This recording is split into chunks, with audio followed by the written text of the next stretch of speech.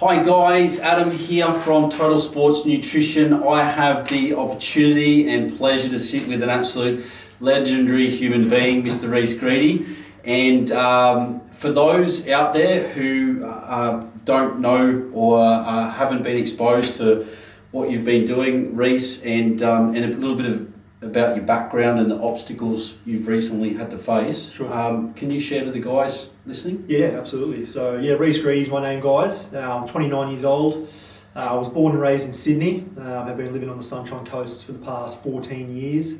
When I left school in 2005, I joined the Army. Spent a little bit of time away, both back in New South Wales and up in Townsville. It was the year that I was posted to Townsville in 2008. I started experiencing some pretty significant symptoms with my body, and it wasn't picked up on until January 2009, where I was diagnosed with stage 2B Hodgkin lymphoma, which is a cancer of your immune system. So for the remainder of that year, I didn't work. I went through some pretty enduring chemo and radiation therapy back here on the coast. My body responded well to that, and I was lucky enough to be deemed in remission at the end of that year and returned to work.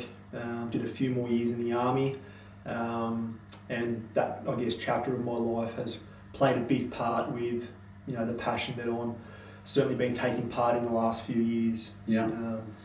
And like Rhys, he has devoted so much of his time and effort over the years for charity drives of what has been held close to his heart, and one in particular which we had the absolute pleasure to be a part of, as well as the most recent expedition to Mount Kilimanjaro. So what was the motivation behind Kids for Kilimanjaro? I love the story behind this as well, and what was the result of it? Yeah, so this was a pretty special one. I had just come off doing a 18-month fundraising campaign for Lymphoma in Australia. I'd reached out to a lot of patients around the country who were going through the same cancer that I did.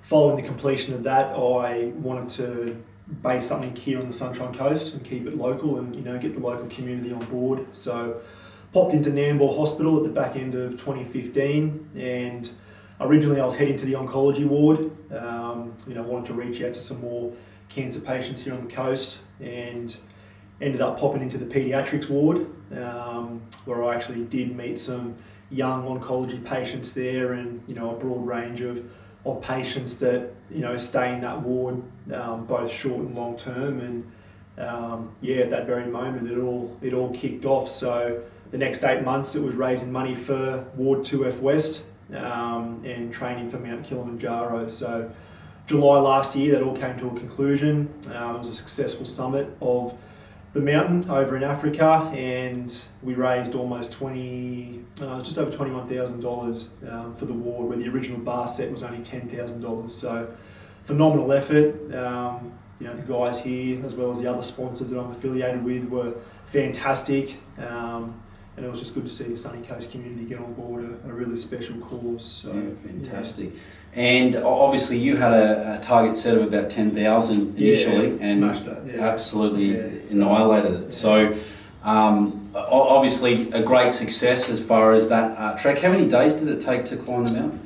Well, we sought out a company that liked to do it a little bit quicker.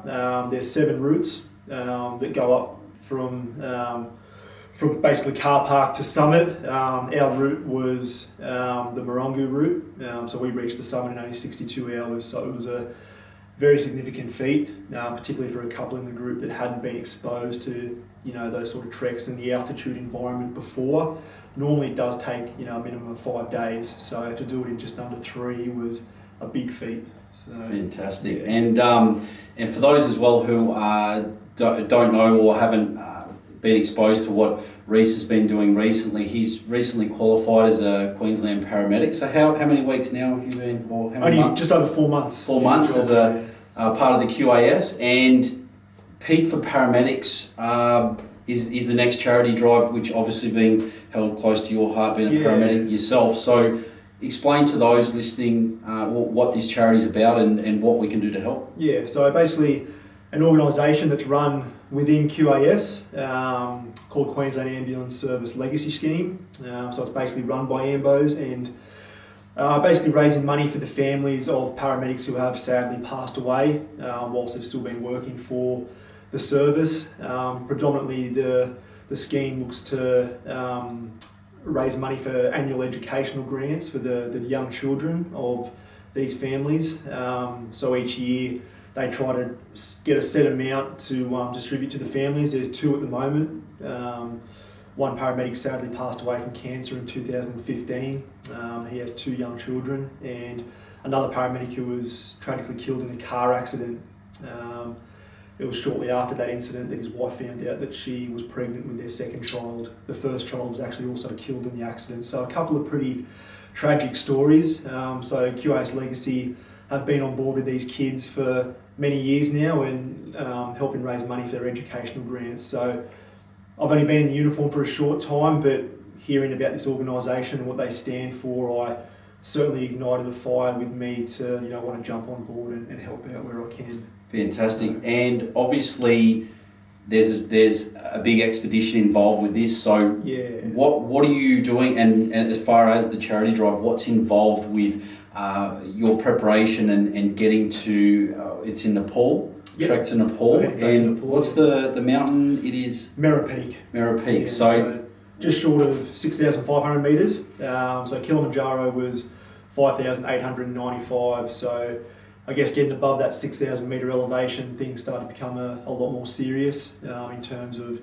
the environment you're in and how your body reacts. So a lot of physical preparation is required in the coming months. Our group takes off at the end of October. And again, like Kilimanjaro, we've set the bar pretty high again with the time frame that we're attempting the mountain in. Normally an itinerary of at least 17 days on the mountain. We're going to be on the mountain in only 10, getting up and down. So and how many of you are there that are doing it? There's 4 of us. Okay. Yeah, so it'll be 4 of us heading over from Australia. One Sherpa guiding us through and a couple of porters helping carry some of the gear. So it'll all take off pretty quickly. We get over there, spend a night in Kathmandu, and then we're on the mountain. Yeah, fantastic. So. And more importantly, obviously it's going to be a huge expedition, but how can we get behind you? What are the ways that anyone can donate? Obviously, it doesn't matter how big or how small the donation, everything counts. So yeah, how can everyone get behind you? So again, $10,000 bar has been set. So I've created the GoFundMe account.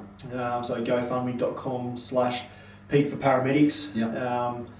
That's where most part of the money I'd like to to pool, but on top of that, there are going to be some local events here on the Sunshine Coast. Currently in the homework stages of getting a couple of restaurants here to hold a couple of charity nights, which should raise a pretty decent sum of money. Both local and even national media this time have jumped on board, Yep. so the awareness is certainly out there, and what Peak4Paramedics is aiming to achieve.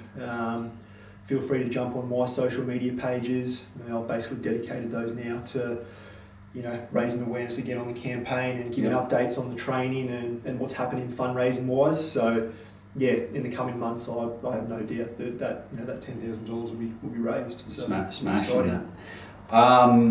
So we'll have all the details, of course, to how to get in touch with Rhys. The GoFundMe page will have all that available to you guys, and obviously really important campaign. And we'd really like, especially the local businesses, to get on board as well as much as they can. Now, obviously, Rhys is going to have a very hectic training schedule in preparation for the trek. Obviously, you're going to be under quite a with the heights, Yep. the oxygen levels, Yep. your endurance. I mean, there's so many components that are going to be involved with making sure you reach the summit safely as well. Right. That's and right. What sort of training will be involved, or what's going to be your training routine over and above your work commitments, and obviously trying to raise as much money as possible in the meantime? What's going to be happening with your training schedules? Yeah, so obviously it is quite a unique training regime that I have. I've learned with trips that I've done in the past. Obviously the conventional gym style, it's certainly beneficial, but it can't be the be all end all of achieving these sort of goals. Obviously, training in a country like Australia, we don't have the luxury of having natural altitude environments. Yeah. So having such things, the oxygen deprivation masks, weights vests, sandbags, really getting the lungs and legs working. It's a lot of endurance-based training. So that's where that mask comes in. Yeah. I've seen plenty of videos with Rhys in the mask. I mean, it looks cool, but it definitely does have a huge benefit to my trip last year. Yep. I mean, looked like a bit of a goose wearing it, but basically has gauges on either side of the mask, which is set to certain elevations above sea level. Doesn't specifically simulate that altitude environment. It's more just that hypoxic training. You really got to get over that claustrophobic feeling of having to work for that breath, and it's quite diaphragmatic breathing. So really strengthens your respiratory drive and your cardiovascular system. Your heart rate just skyrockets within minutes of any sort of cardio work wearing that. Yeah.